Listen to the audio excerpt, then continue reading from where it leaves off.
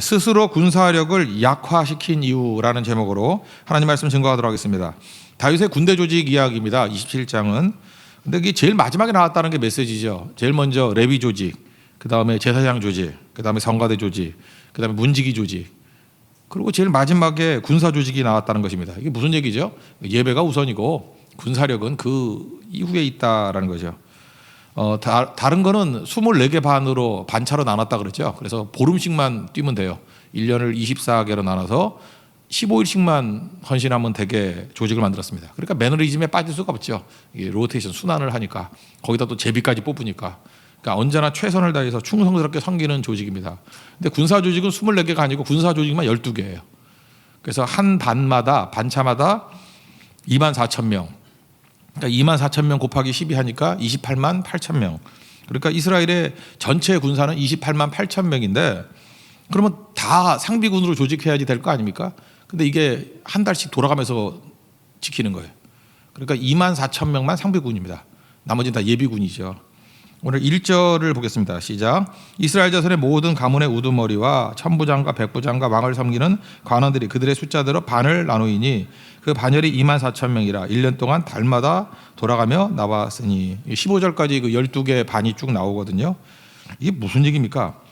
군사력을 다 쓰지 않았다는 것입니다. 그 이유가 뭘까? 이게 메시지예요. 이건 다윗의 믿음의 표현입니다. 이 나라를 지키는 것은 하나님이 지켜주시는 것이지 군사력이 지켜주는 게 아니다. 믿음이에요, 믿음. 그래서 24,000명만 상비군을 두고도 하나님이 지켜주시면 된다. 이거를 지금 강조하고 있습니다. 실제로 그랬는데 제일 강했잖아요. 사실 그 상대방 입장에서 한번 놓고 보십시오. 뭐하러 28만 8,000명을 다 동원할 필요가 있겠어요. 그냥 한 달씩 24,000명만 둬도 외국에서 볼 때는 어떻죠? 저거 예비군으로 언제든지 군사력을 동원될 수 있는 사람이 28만 8,000명이 있어. 그러니까 30만이라 그러면 지금 우리나라 군대도 뭐 50만인가요? 60만인가? 50만 정도밖에 안 되잖아요. 그러니까 어마어마한 군사력이죠. 이게 지금 언제 얘기예요? BC 1000년대거든요. 이게 뭐 한참 전 얘기거든요. 그러니까 엄청난 3000년 전 얘기인데 그때 30만 정도 된다 그러면 어마어마한 군사력 아닙니까? 근데 이게 순서대로 돌고 있는 거예요. 24,000명씩 매달 이렇게 도는 거예요. 그러니까 전군의 조직이 다 된 거죠. 그러니까 뭐 굉장히 두려운 존재죠. 이게 약화시킨 것 같이 보이지만 오히려 이게 3,000년 전에 볼 때는 이게 어마어마한 또 군사 조직이 될 수도 있다는 것입니다. 그래서 부담은 덜하면서 또 항상 상시 이 전투에 들어갈 수 있는 인원이 28만 8,000명이었다. 근데 그 안에 이제 믿음이 있다라는 거예요. 다윗은 맨날 노래 부르잖아요. 뭐 대표적인 게 제일 많이 나오는 친구가 시편 18편 2절 보니까 여호와 하나님에 대해서 나의 반석이요, 나의 요새요, 나를 건지시는 자요, 나의 하나님이요. 노래도 많이 나오잖아요. 나의 피할 바이요, 나의 방패시요, 나의 구원의 뿌리요, 나의 산성이시로다. 제가 이제까지 성경 살펴본 것 중에 하나님에 대해서 가장 많은 의지가 나온 게 이 18장 2절이에요. 말만 이랬나요? 말만? 안 그랬다라는 거예요. 여호와가 나의 반석이고 나의 요새고 나의 구원의 뿌리다. 그걸 진짜 믿었기 때문에 군사력 다 동원하지 않고 그냥 24,000명씩 매달 돌아가면서 해. 그래도 하나님이 지켜주시는 거야. 이게 믿음의 표현이라는 거예요. 우리는 있는 거 없는 거 다 긁어모아도 불안하잖아요. 왜냐하면 하나님이 도와주신다는 확신이 없기 때문에. 그래서 약간 부족하게 사는 게 좋습니다. 여러분이 뭐 나는 노후 준비도 다 돼 있고 미래 준비도 다 돼 있고 그게 무슨 믿음이에요? 아무것도 준비하지 말라는 얘기가 아니에요. 근데 일단 하나님이 지켜주시잖아요. 인생 가운데 중요한 문제는 내가 다 못할 일이에요. 내가 못할 일, 그걸 성경은 은밀한 일 그런다니까요. 은밀한 일은 하나님만 하실 수 있는 하나님의 영역이라고. 실제로 내 생명, 나 보호, 뭐 인도하시는 거 그게 내가 할 일이에요? 내가 못할 일이지? 하나님이 보호하시고 하나님이 인도해 주시는 거죠. 다윗은 그렇게 살았어요. 그래서 사실은 제일 큰 전성기를 누리게 되었다라는 것입니다. 여러분들도 하나님의 은밀한 일에 대한 보호가 있는 그런 승리하는 한 주간이 되길 바랍니다. 여기 12반 중에 뭐 몇 명만 살펴보면요. 1반의 특징, 야소부암이라는 사람이 나오는데요. 2절 3절 읽겠습니다. 시작. 첫째 딸 반의 반장은 삽딜의 아들 야소부암이요. 그의 반에 24,000명이라. 그는 베레스의 자손으로서 첫째 딸 반의 모든 지휘관의 우두머리가 되었고. 그러니까 유다가 그 며느리하고 사이에 난 게 베레스잖아요. 그러니까 유다 지파라는 뜻이죠. 제일 잘 나가는 지파, 정통 지파. 근데 야소부암이 어디서 만났냐면 아둘람 굴에서 만난 거예요. 어려울 때 만나는 사람이에요. 그러니까 아둘람이 그게 쫓기는 사람들 다 모여 있지만 거기서 인물들이 다 나온 거예요. 그러니까 다윗과 초창기부터 헌신했던 사람들 다 인물이었다고. 역대상 11장 11절 우리가 넘어갔지만 앞부분에 보면요. 그는 30명의 우두리예요. 우두머리예요. 여소보암. 그래서 야소보암. 이 사람은 30명의 우두머리고 또 특징이 뭐냐면 그 역대상 11장 11절 보니까 그가 창을 들어 한꺼번에 300명을 죽였고 이 전설이에요. 야소보암은 혼자서 창으로 300명을 죽였어. 뭐 이런 거. 이게 뭐 엄청난 전설이었던 것 같아요. 야소보암 그러면 일당 300 그런 사람이었어요. 거기다가 3반을 한번 볼까요? 5절을 한번 읽어보세요. 여기 분하야가 나오는데 5절 6절 한번 읽겠습니다. 시작. 셋째 달 군대의 셋째 지휘관은 대제장 여호야다의 아들 분하야요. 그의 반은 24,000명이라. 이 분하야는 30명 중에 용사요 30명 위에 있으며 그의 반 중에 그의 아들 암미 사밧이 있으며. 이 사람의 특징이 뭐냐면은 그 여호야다라는 제사장의 아들이에요. 아들인데 여기서는 뭐 그냥 한 지도자 정도로 나오는데 나중에 솔로몬이 왕이 되잖아요. 근데 다윗이 죽기 직전에 다윗의 아들 가운데 아도니아가 스스로 참칭하면서 내가 왕이다 그러면서 이렇게 반역을 일으키죠. 아도니아. 근데 아도니아 편에 요압 장군이 붙었다고. 요압 장군이. 그래서 나중에 요압 죽이죠. 요압도 죽이고 그리고 아도니아도 죽여버린 사람이 누구냐 하면 이 분하야예요. 그러니까 이게 사독 집안이거든요. 그러니까 이 집안이 솔로몬하고 밀착이 된 거죠. 밀착이 돼가지고 그러니까 그 어떤 의미에서는 솔로몬의 지지 기반이 됐던 그런 장군. 나중에 분하야가 군대 장관이 됩니다. 열왕기 상 2장 35절 보니까 왕이 이에 여호야다의 아들 분하야를 요압을 대신하여 군사령관으로 삼고, 그러니까 요압의 자리에 들어간 사람이 분하야예요. 나중에 또 제사장 사독으로 아비아다를 대신하게 하니라. 그러니까 그 엘르아살 라인이에요. 여기가 이다말 라인이 엘리 제사장 그쪽이잖아요. 그쪽을 다 숙청해버리고 바뀌게 되었다. 그래서 그 숙청된 사람들이 있던 곳이 어디라 그래서 이다말 사람들이 있는 것이 아나돗. 그래서 예레미야, 뭐 세례 요한 이런 라인이 됐다. 아침부터 너무 복잡하니까 그 정도만 알아두십시오. 그래서 이 분하야라는 사람이 나중에 솔로몬 때는 요압 같은 군대 장관이 됐던 사람이었다. 그런 걸 보는 거죠. 4반을 한번 볼까요? 4반. 아사엘이 나오는데 7절 보겠습니다. 다 같이 시작. 넷째 달 넷째 지휘관은 요압의 아들 아사엘이요. 그 다음은 그의 아들 스베다이니 그의 반에 24,000명이요. 이 아사엘은 그러니까 다윗이 7명의 형이 있었잖아요. 8번째 아들이니까. 근데 누나 하나가 나와. 누나가 아니라 수루야예요. 수루야라는 누나가 있거든요. 누나의 세 아들이 오른팔이야. 첫째 아들이 요압, 둘째 아들이 아비새, 셋째 아들이 아사헬. 그래서 누나 아들들이니까 다윗에겐 조카들이죠. 요즘에 뭐 어떤 분 때문에 뭐 오촌 조카 그러는데 이건 삼촌 조카죠. 삼촌 조카라고 말 안 하지. 그냥 조카라 그러죠. 예, 조카. 누나 아들들이에요. 누나 아들들. 그러니까 나 이것도 참 재밌다고 생각해. 다윗은요 형들 아들들은 잘 안 쓴 것 같아. 형하고 사이가 안 좋았던 것 같아요. 그죠? 뭐 기름 부을 때부터도 막 무시하고 뭐 너는 전쟁을 구경하러 왔다 뭐 이러니까 형하고 사이가 안 좋았던 것 같아. 막내가 좀 상처가 있었던 것 같아. 이거 성경에 근거 없어요. 내 순수한 추측이에요. 그런 것 같아. 누나는 되게 좋아했던 것 같아요. 수루야 누나 그러면서 스누나 그러면서 되게 좋아했던 것 같아. 그래서 그 아들들하고 이렇게 충성을 했는데 그 막내 아사엘이 특징이 뭐냐면 발이 무지하게 빨랐어요. 달리기 왕. 그죠? 달리기 왕. 최고의 그 우사인 볼트 같은 그런 달리기. 근데 세상에 참 묘한 게 그래요. 자기 장점 갖고 죽어요. 나중에 그 압살롬 반역했을 때 그때 장관이 아브넬이거든요. 아브넬을 추적을 해. 되게 빠르니까. 아브넬이 오지마 나 너 죽이고 싶지 않아. 그때 그 빠른 발로 가다가 뒤로 창을 찔러가지고 죽었어요. 그래서 아사엘이 그래서 괜히 쫓아가다가 죽죠. 자기 장점 때문에. 압살롬도 그랬죠. 머리카락 자랑하다가 어제 얼마나 다행인지. 전 자랑할 머리카락이 없죠.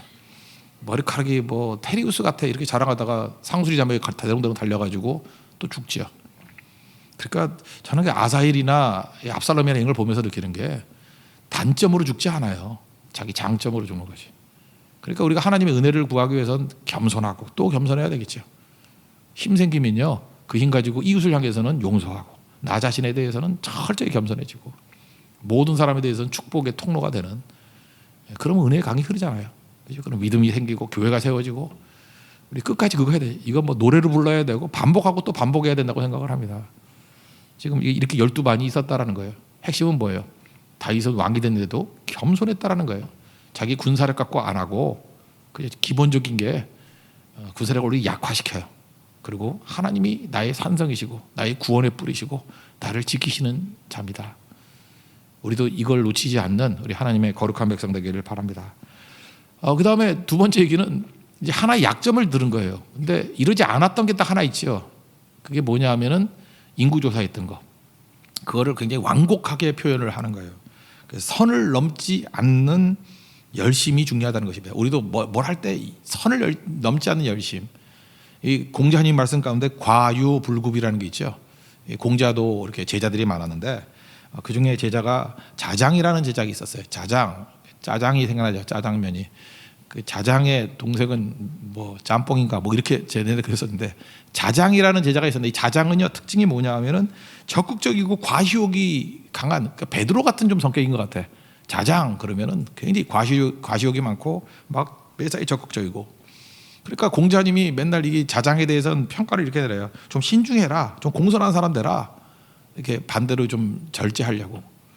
반면에 또 하나의 제자가 있는데 자장이 있고 또 하나가 자하가 있어요.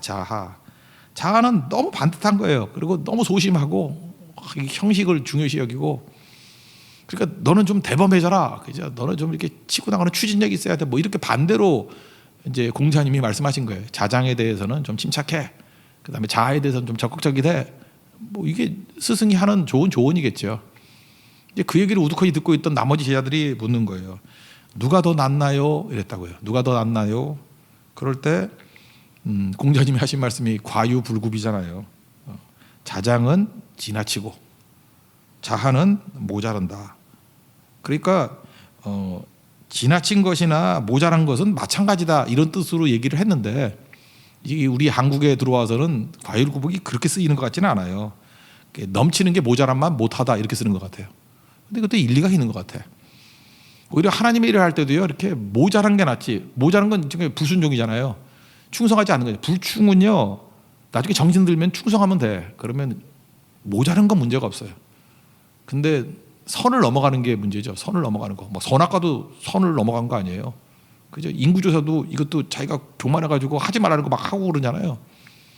이게 마귀가 되는 게 뭔지 알아요? 그 교만인데 선을 넘는 거예요. 자기가 하나님인 양, 자기가 선악을 판단하고 자기가 정죄하고 막 설쳐대는 거. 이게 더 무서운 거죠. 이게 우리 한국에 와서 재해석이 된 과유불급은 그거죠. 넘치는 것은 모자란만 못하다. 그래서 한국에서 맨날 예를 드는 게 있죠. 20리가 목표라 그러면 10리까지 가면 모자르죠. 근데 이 사람은 힘을 내가지고 10리 더 가면 되잖아요. 근데 넘치는 사람 막 지 멋대로 뛰어서 30리까지 미리 가 있었어. 그럼 이 사람은 다시 20리 목표까지 가려고 그러면 10리를 돌아와야 되잖아요. 그럼 이 사람은 쓸데없이 몇 리를 낭비한 거예요. 10리 더 갔다가 돌아오는데 10리, 20리 낭비한 거고 오히려 모자란 사람은 10리만 가면 채워지잖아요. 이게 과유불급 이런 식으로 계속 얘기를 많이 하는 거라고요.